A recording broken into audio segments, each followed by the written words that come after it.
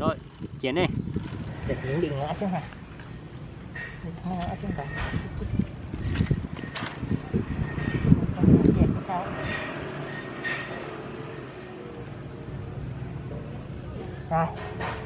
Rồi. Có đi.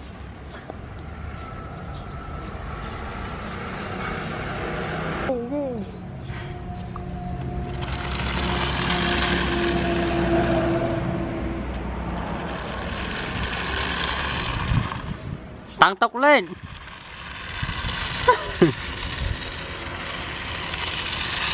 Ồ, nghe nó ồ ghê quá. Anh có cái vợt vài cái điểm bờ không? Vài điểm bờ nó xét không? Thì sao anh đi sát tiếng trên đây. Rồi. À, từ Không phải quay đào lẹ quá. được à? Hay dữ quá. Chắc phải quay. Tắt đi bật lại thứ. Rồi cúp nóng đây. Rồi cúp đây. Rồi cúp nóng. Hẳn được quay chỉnh cái đồ thôi chứ hẳn không có. Chỉ nó không sáng cái bánh nhỉ? À. Lẹn quá. Hẳn chỉ có là cua xe thôi.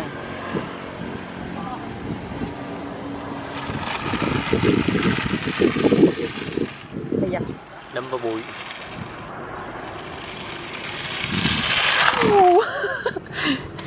đừng buồn cho mẹ.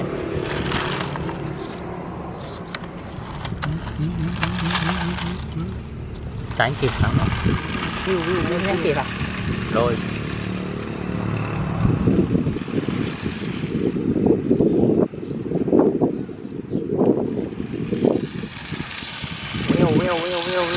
Wiu. Mày tao biết mày chạy theo hướng nào luôn, chạy dắt luôn á. Mình không biết léo rồi, khó léo đi.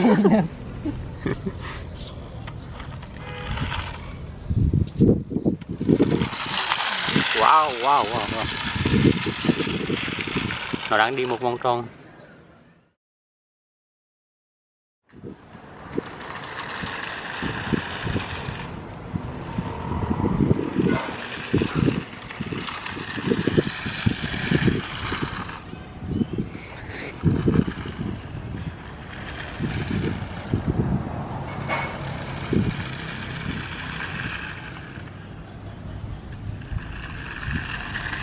Ây da.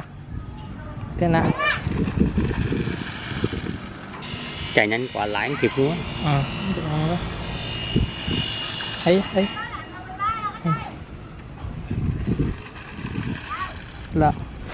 lạ hướng đấy, do mình không quen cái này.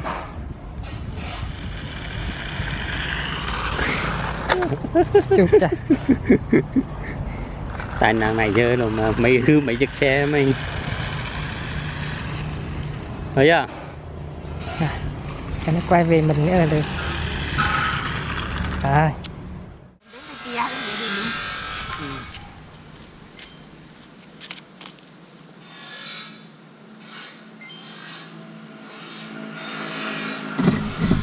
Rồi, bắt đầu đi. À, chạy bậy rồi. Mất tít luôn. Mày chạy đâm vô tao á, được. Chạy đâm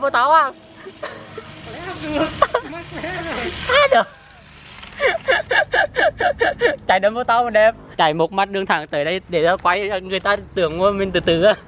Kiểu đó. Nó này không thẳng.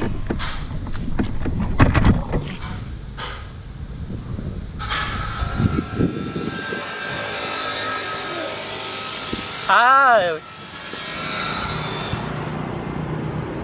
chạy qua cái ống kính thế này. Điều khiển sao chạy qua ống kính á.